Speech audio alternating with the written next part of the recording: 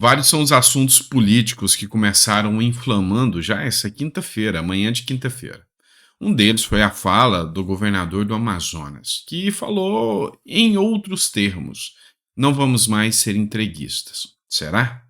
Outro ponto foi a decisão do Supremo Tribunal Federal, que é uma censura escancarada à liberdade de imprensa. Vários jornais se manifestaram agora, talvez tarde demais.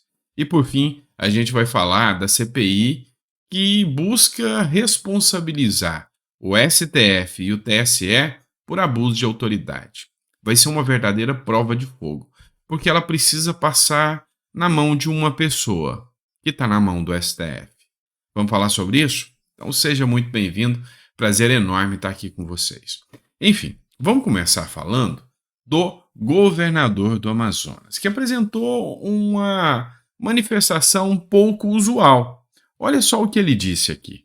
União com a Amazon, que é uma grande empresa do Jeff Bezos, com o objetivo de fechar parceria. A Amazon usa o nome do Amazonas, usa o nome da Amazônia. Quanto é que a gente ganha por isso? A gente quer saber. Esse é um dos questionamentos que a gente vai fazer lá na COP. Muito obrigado, governador do Amazonas, Wilson Lima. E nós vamos ter que entender o seguinte sobre esse caso. Tá rolando um monte de meme e abuso aqui em cima do Wilson Lima por causa das falas dele.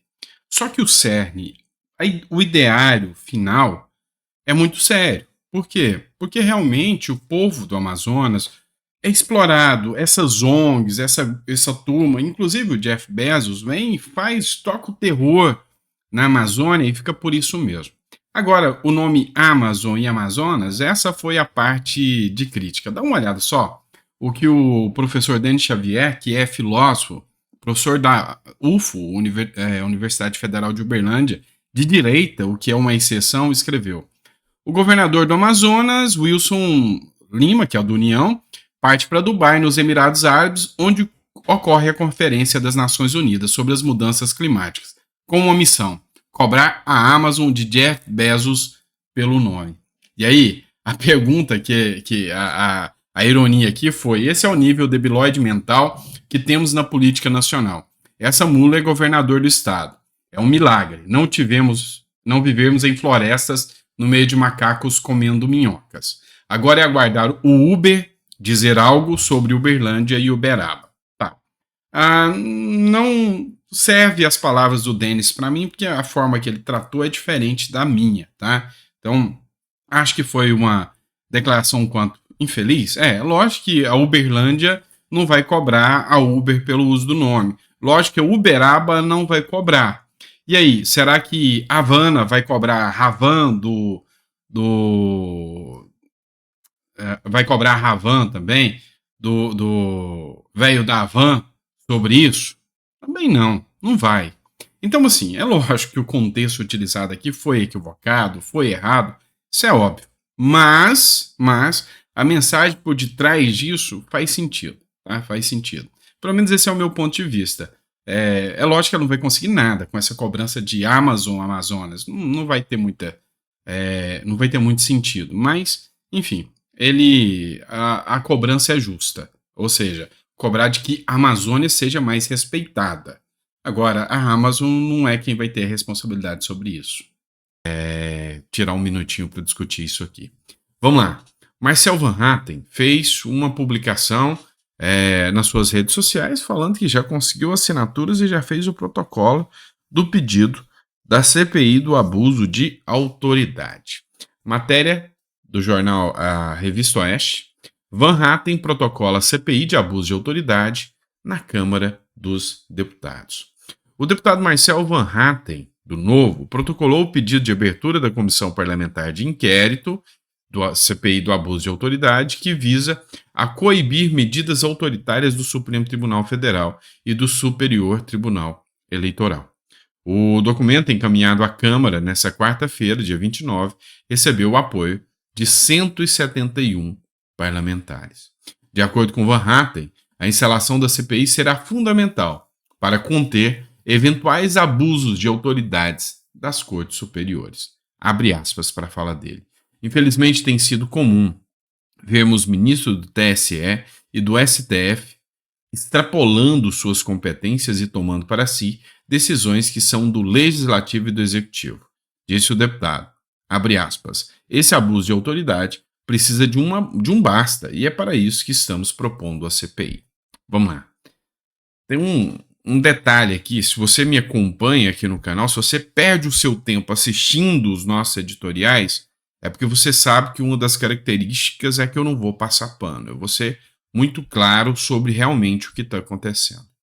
Essa CPI é importante? Demais. Essa CPI precisa ser feita? Sim. Eu acho que a CPI vem numa boa hora, não tanto quanto poderia ser antes, mas a hora ainda é boa. Depois da aprovação da PEC, que limita os poderes do STF, depois da manifestação que aconteceu no dia 26, a gente sente que o Supremo Tribunal Federal sentiu um pouco perda do poder. Depois da mídia começar a fazer críticas ao Supremo Tribunal Federal, ele sentiu um pouco que, peraí, o poder dele não é tão absoluto. Hoje, para piorar, saiu a decisão, e é o próximo tema que nós vamos discutir, de que a imprensa será responsável pelas falas dos entrevistados. É uma censura. E aí, todo mundo da imprensa está batendo no STF. Então, uma instauração dessa CPI agora é um bom momento. De todos os absurdos que nós passamos no último ano, esse é um bom momento. Tá? Então, não é um momento ruim. Porque talvez a imprensa acuada, talvez a imprensa sentindo que bateu neles, possa dar uma visão, uma repercussão desses assuntos aqui que serão discutidos na CPI. Então, eu acho um bom momento.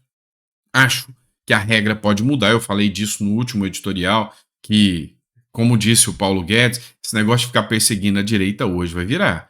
Tudo que a esquerda fez hoje, abrindo precedente, amanhã, se a direita estiver no poder, ela pode usar. E aí, ai da esquerda. Então, tudo isso é justo. Agora tem um ponto, 2 pontos. Não é o melhor momento. O melhor momento seria enquanto Bolsonaro era presidente e os parlamentares se acovardaram naquela época. Lá era o melhor momento. Os parlamentares traíram, viraram as costas para uma pauta tão importante, e aí vocês sabem minhas críticas que eu tenho sobre isso, viraram as costas. Lá era o momento. Lá o apoio popular, o povo lotava as ruas, o povo não tinha medo, lá era um outro momento. Mas não que também não seja importante nesse momento agora. Agora tem um segundo ponto, a prova de fogo. De quem? Do Arthur Lira. Pois é, o Arthur Lira vai estar numa prova de fogo agora. Porque para essa CPI começar, o Arthur Lira tem que marcar a sessão e colocar a CPI para andar. E o Arthur Lira, parece que ele tem algumas coisas pendentes com o STF, ou não tem? Tem coisas pendentes com o STF. Então, o Arthur Lira vai estar bem no meio de uma sinuca de bico.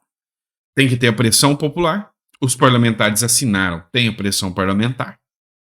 Então o Lira vai ficar entre a pressão do povo e a pressão dos deputados contra a pressão do STF, que o STF não quer essa CPI.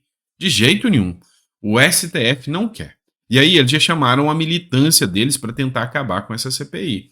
Ontem, o Reinaldo Azevedo estava fazendo uma publicação dizendo que essa CPI é inconstitucional. Meu Deus.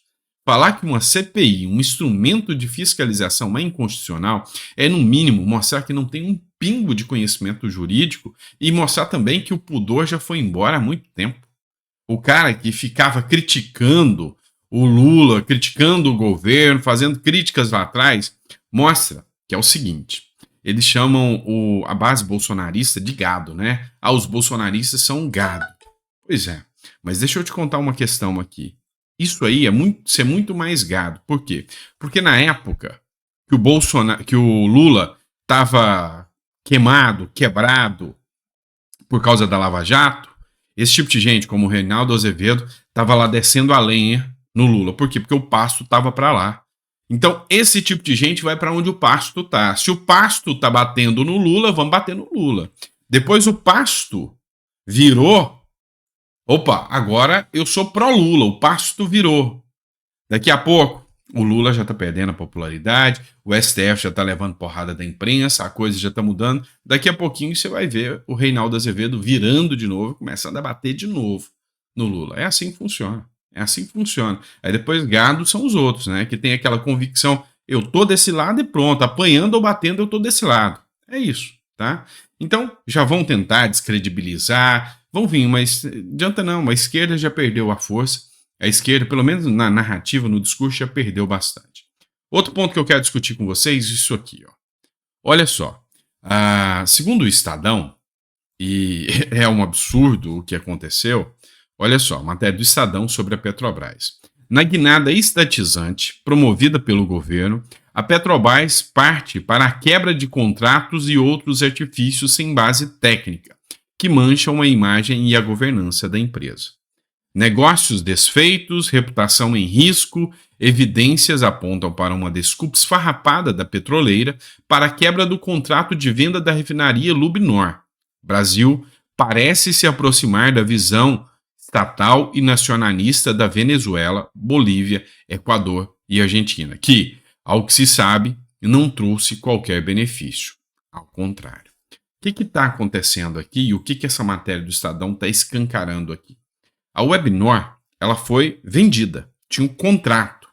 O governo Lula, a lá Venezuela, agindo exatamente como a Venezuela, a Bolívia, veio e falou, não quero seguir esse contrato mesmo.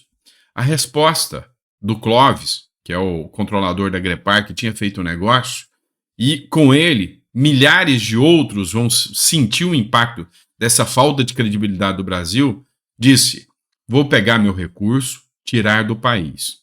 Diz empresário que teve negócio desfeito com a Petrobras.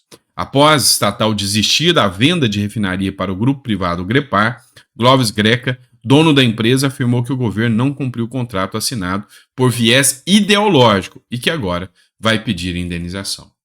Então, essa medida do governo Lula vai causar um prejuízo gigantesco para o Brasil, vai manter ali uma refinaria que não dava lucro para o Brasil, mostra que o Brasil é só mais uma ditadurazinha tupiniquim igual a Venezuela, que não respeita contratos, que não respeita liberdade e vai fazer com que um grande empresário tire todos os seus investimentos e recursos e saia do Brasil.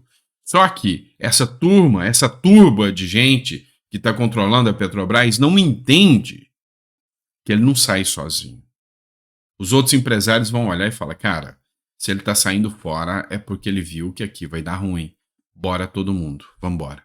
E aí, tem muita gente que não sabe por que a Venezuela se tornou o que é hoje. Pois é só olhar o governo Lula como ele está fazendo hoje.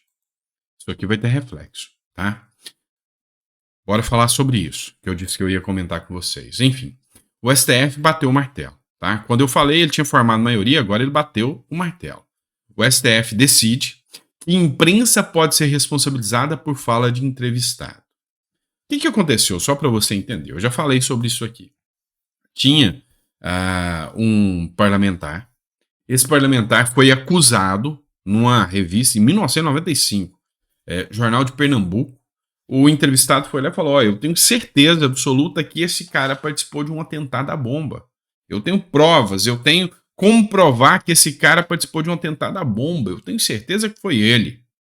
Ok, isso aconteceu em 1995.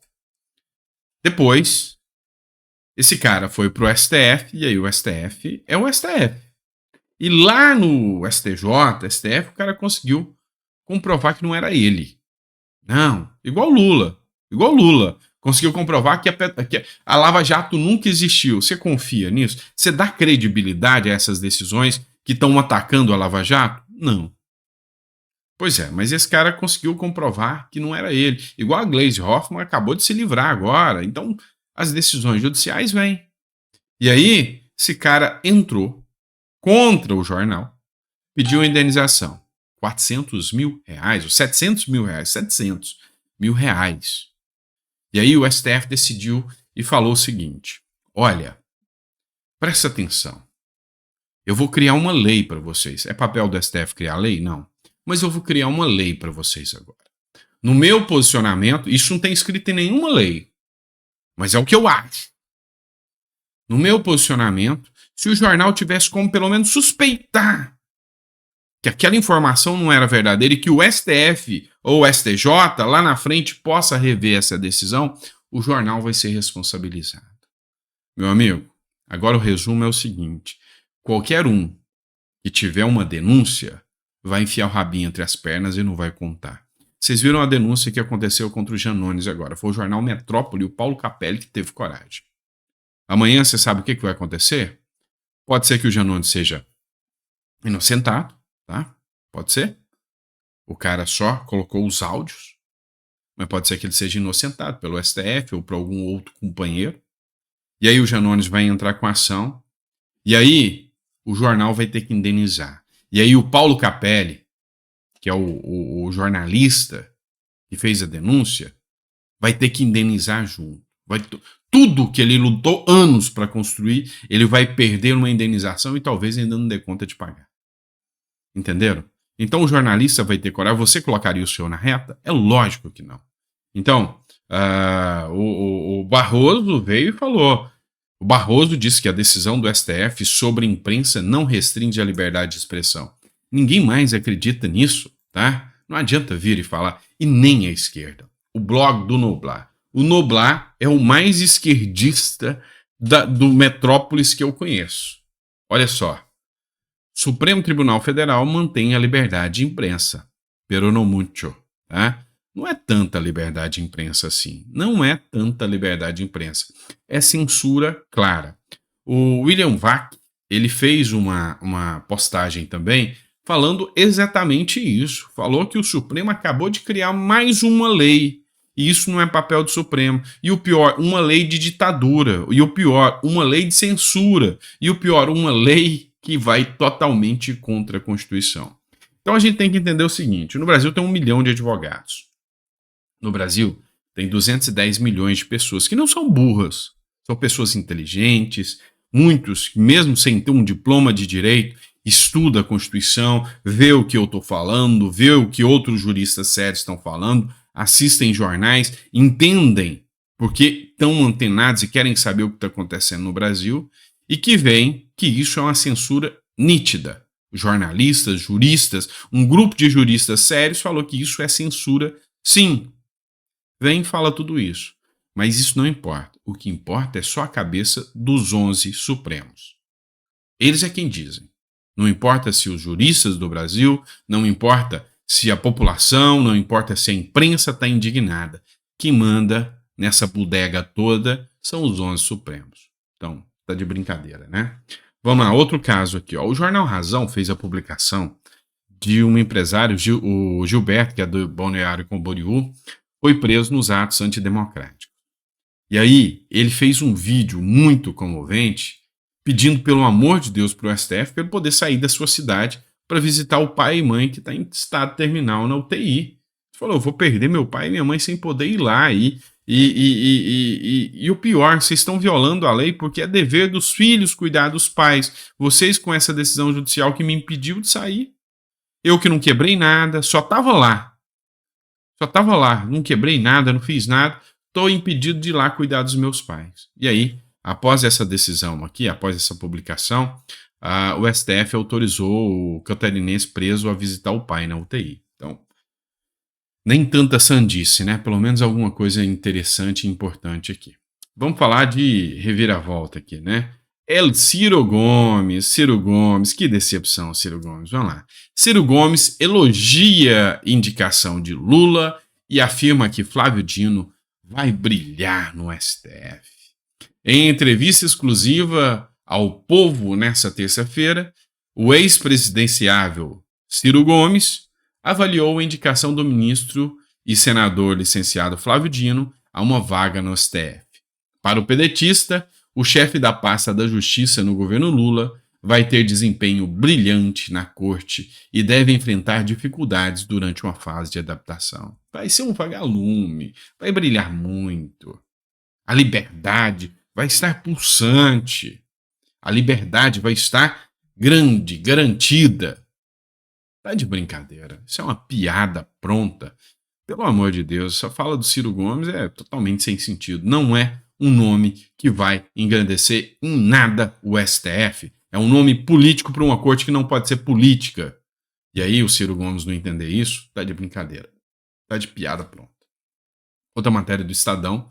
A juíza que gritou com testemunha, que foi lá e deu o seu chilique lá, mostrando que essa casta maravilhosa da justiça brasileira, que tem que ser tratada como excelência, pois é, ela recebeu 297 mil em salário e penduricário, só nesse ano, e o ano nem acabou.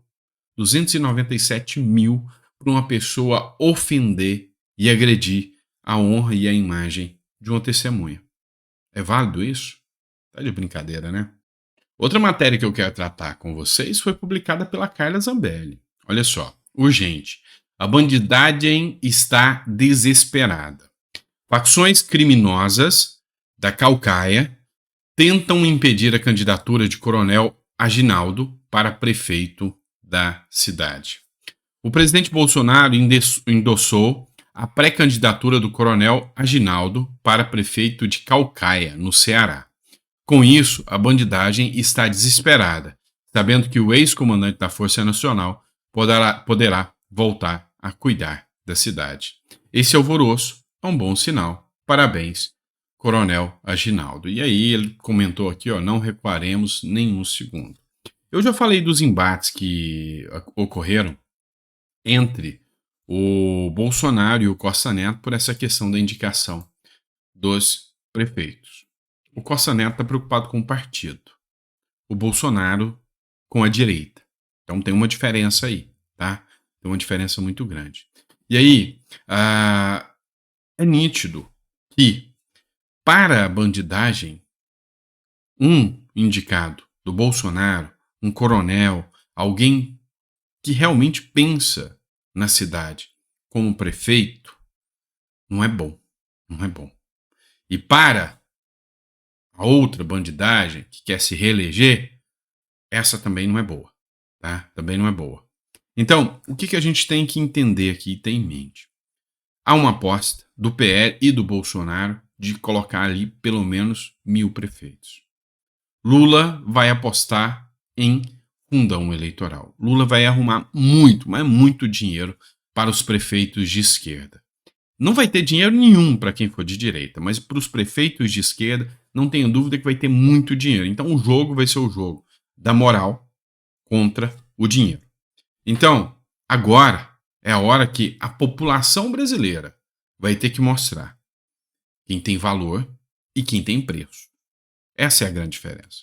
Então, vamos tá para cima, tá acompanhando, fazendo a cobertura completa de 2024 nas campanhas aí eleitorais para prefeito, vereador. A gente vai estar acompanhando tudo, vai estar trazendo aqui as posturas dos candidatos, nós vamos estar acompanhando, porque é importante para o nosso Brasil, tá bom? Grande abraço, pessoal, fica com Deus, é sempre um prazer estar aqui com vocês. A gente volta com mais conteúdo para vocês. Grande abraço.